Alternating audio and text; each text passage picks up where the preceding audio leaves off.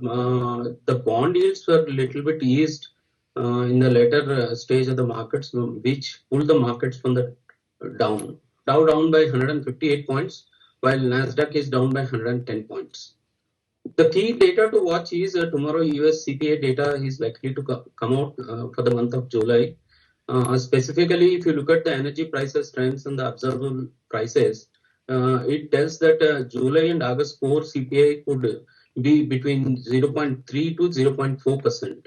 If you look at from June, it is 0.3%. More or less, it would be in the range of 0.1%. Coming to the other things is the key event is the RBI policy. RBI policy, if you look at tomorrow, is likely to come out.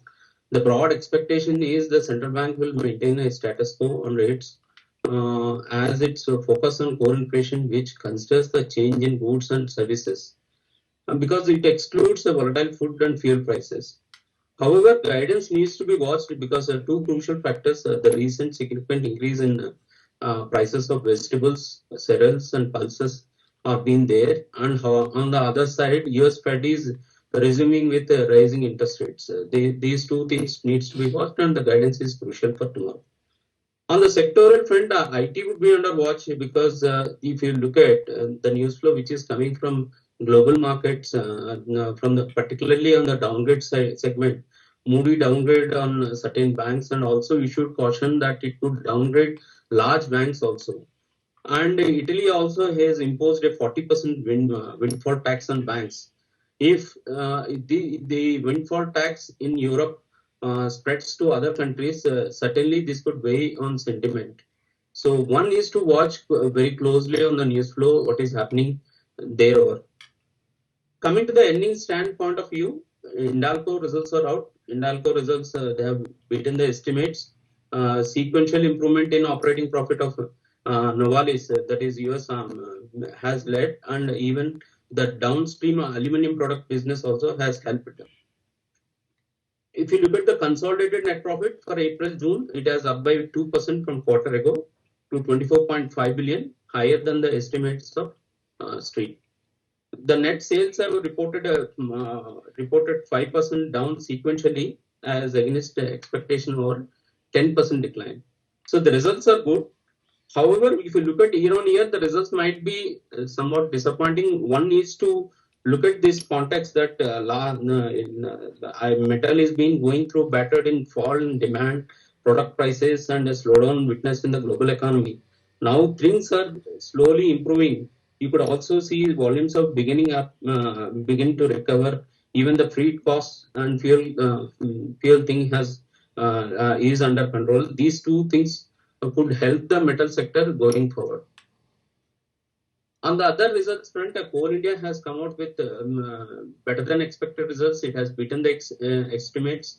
Higher e-auction prices, despite moderation in demand, has helped the Coal India to limit the fall in consolidated net profit against the expectation of sharp decline.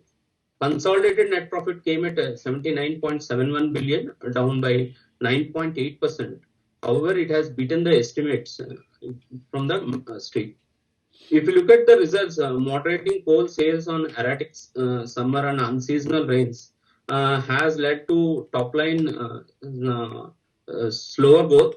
On the volume front, it has reported a 5.3% jump in sales volume, while on the consolidated revenue, if you look at, it is only 2.5% year on year. However, the margins and other things have been improving. The decline in inventory costs, higher with higher auction prices, has helped Coal India to arrest a major decline. Even it has absorbed the wage hike because it has already made the provisioning. This has the impact of wage hike is minimal. So from the Insti side, they have upgraded the stock of Coal India as the stock has not performed in the recent past. The stock, even they say that the higher e-auction prices and other things would help the stock as the valuations are attractive. Coming to the other results, Siemens has posted a good set of numbers. The net profit came at is up by 44.3% on year. while it has been backed by strong sales across segments. On the sequential basis, though the net profit fell nearly 18%, while the revenue rose by mere 0.2%. The significant thing is EBITDA margins expansion has been seen by nearly 200 basis points to 11.6% from 9.7% in the corresponding year ago. We remain positive on Siemens. Any dip today can be a good buying opportunity in Siemens. The other results are Adani Ports have reported broadly inline earnings. Consolidated revenue came at 62.47, is up by 24% year on year and 8% quarter on quarter. In line with estimates, EBITDA is significantly up above the estimates, and even the adjusted PAT is also above the estimates. Even the guidance, what they said was the guidance, they are maintaining the guidance at 370 to 390 million ton. So when Adani Ports results are also good, keep a watch on this stock. This stock could see some action today. On the other numbers are Phoenix Mills, Tasty Bite Eatables, Aircon, Calbros Auto, GETD, and Data Patterns. These companies have reported a very strong, good set of numbers. These stocks could be under watch. That's it from my end. I'll hand it over for the next speaker.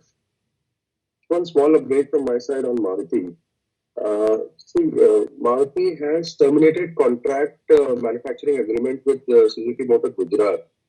This is an agreement that they reached in 2015, where Maruti entered a contract manufacturing agreement with Suzuki Motor Corporation, where the Gujarat plant, they took it as a contract manufacturing unit. Now they're buying out that plant from Suzuki Motors Japan and issuing shares against this acquisition.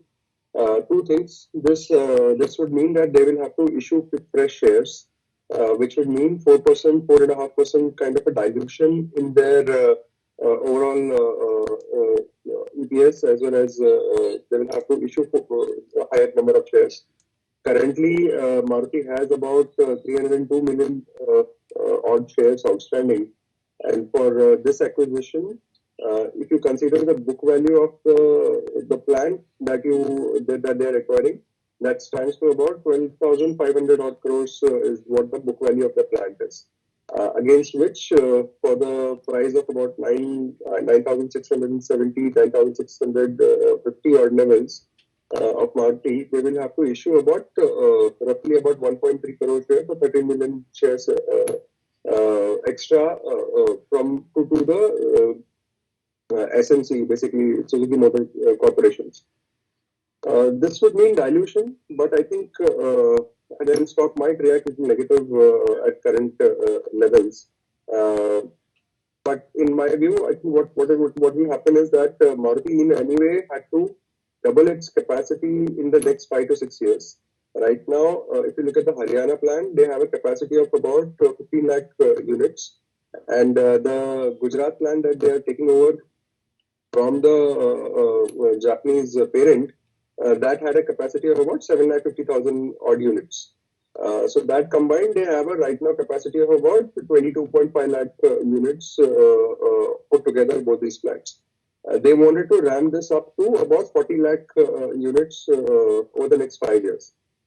And without this acquisition, they would have to put an outlay of close to about 12 to 15,000 odd crores just to expand the capacity by about 7.5 lakh units. So in my view, I think issuance of shares is a wise decision. This will go through the minority voting as well. And minority will have to vote in favor of this acquisition, only then this deal will go through. But if there is a dip in the stock of anything more than 5 to 10%, it will be a buying opportunity if you have about 6 to 8 months of time horizon. But there will be a dilution of equity as well as at the juncture in tune of about 5 to 6% roughly, depending on the share price at which they convert the shares. That's it. I'll stop here and hand over for the report. Good morning. This is Akshay from the Technicals and Derivatives Desk. On the technical front, the point which Nifty trades is the resistance point. Last week we saw strong support being broken at 19,600, and that was the trigger point for the market from where we did see a significant correction till 19,300. So right now, again, we are at the same point, positioned at the same level. The prior support now becomes a resistance. And if you look at the last couple of days trading session, there is clear exhaustion of prices once it has tested the 19,600 to 650 zone. So from the current levels, if we are talking about any strengthening of the prices, it is mighty important that the Nifty manages to sustain about the 19,700 mark. Yes, this level is around 100 points away from the current zone where we are placed, but that would give a confirmation that the markets would try to pick up momentum or regain momentum back again on the upside. But as it currently stands, most of the data pieces here signal that the market is again ready for another round of a possible dip, which can again be the prior low of 19,300. So the derivative parameters, if you look at, the VIX has picked up above the 11% mark. We have noted significant call writing pressure picking up at the 19,600 strike, which also validates the existence of the technical resistance point at 19,600. So I would advise be careful, at least on a positional front, if you are taking a buy trades in any stocks or whether it be Nifty, because we are right now dealing with some key resistance point which would matter for the next couple of days. Now, moving on to the banking, the bank policy is slated tomorrow, and as we understand, that's where the actionable is. 45,000 holds special relevance here in the current scheme of things, considering the fact that significant call writing bets are positioned at the 45,000 strike for tomorrow's weekly expiry. Now, a couple of times we did note in the last trading sessions that Bank Nifty has made an attempt to get past the 45,000 mark, but it has failed on an intraday front. So it's mighty important. Again, I would say that 45,100 should be taken out by Bank Nifty basis spot. That would mean that the Bank Nifty is back to regaining its momentum on the upside, and we can see 45,500. But let the levels cross. Do not preempt and take a position in advance, because the levels where we trade currently are important resistance point for Bank Nifty. Although comparative wise, Bank Nifty is better placed over Nifty, because the recent recovery in Bank Nifty from the swing lows of 44,500, 600 zone is an important support. It's a strong support rather, I may say. And the placement on the technical charts of Bank Nifty is better placed over the Nifty index. So again, I would repeat, a condition for buying Bank Nifty, if you are inclined on the buy side, let it cross 45,100 to place any buy trades. At the current levels where it stands, it is slightly positioned on the negative side as far as intraday to a carry forward trade goes. Moving on to the stock specific actions. Yesterday it was more of a dull trading session. What we understand is only SBI Life did see significant pickup in price and open interest, where it did see some buying interest. Dr. Reddy saw some bit of minor buying action. And on the short side, we did see Coal India and Reliance picking up some short positions on an intraday front.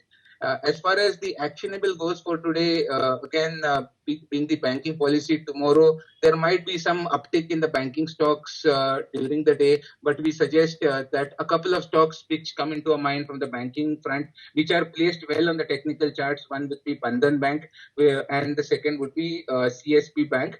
So these two are well positioned on the technical charts in case you want to take any trades, conservative trades, because rest of the banks, the big boys, the Axis Bank, HDFC Bank, or rather be the ICICI Bank, the risk reward, if you were to go long at the current point, still does not justify a buy trade. Let it settle down, and we will revisit the charts once the policy is settled. And on the actionable front in Nifty, in our report today, that's the viewpoint report, we have recommended to go short. If you are an intraday trader, the level could be 19,600 to 650 zones, and we target 19,500 on the downside. And in case of Bank Nifty, you have the levels mentioned in the Bank Nifty viewpoint. It is a buy above or a buy below. It's a conditional trade, and you follow the levels and trade as per the levels given. So I'll stop here for the next speaker to take it. Hi, good morning all. Jaideep said for the currency and commodity update. The dollar index bounced by around 0.5% yesterday and closed around 102.50 levels as the status after the Chinese import numbers plunge even worse than during the pandemic. China enters deflation as the June's annual inflation rate falls to minus 0.3%, and China's import and export fell much faster than expected in July. Data on Tuesday indicated that the imports were down by around 12.4% from an year ago, while the export contracted by 14.5%.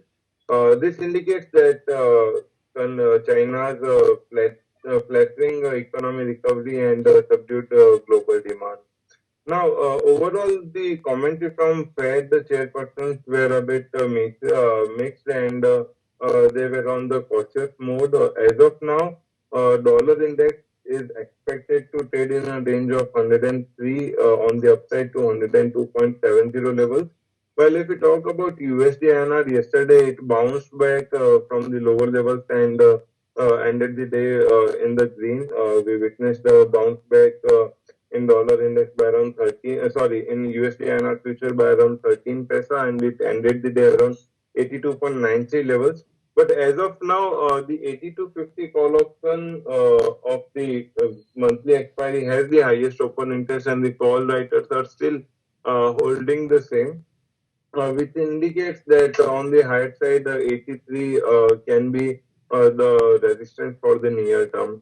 Now, if you look at the overall structure of the USD INR, it is hovering around its crucial hurdle of 83 levels, and looking at the historical data from last 10 months, it is not able to cross this level on a closing basis.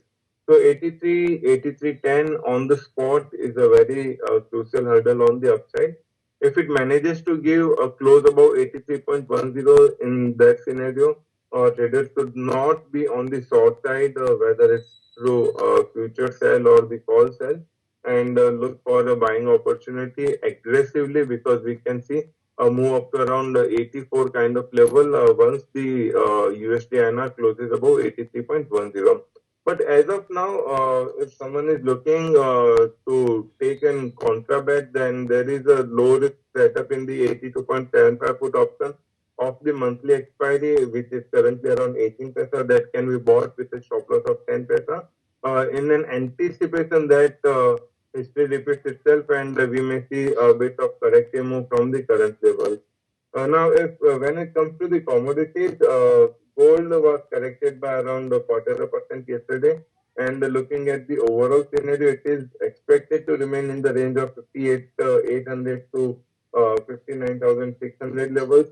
From last couple of weeks, it is moving in range bound direction, and it is expected to consolidate in the same. Silver, on the other hand, witnessed a decent correction, and yesterday it was down by around 1.5%. While if you look at the overall structure from in last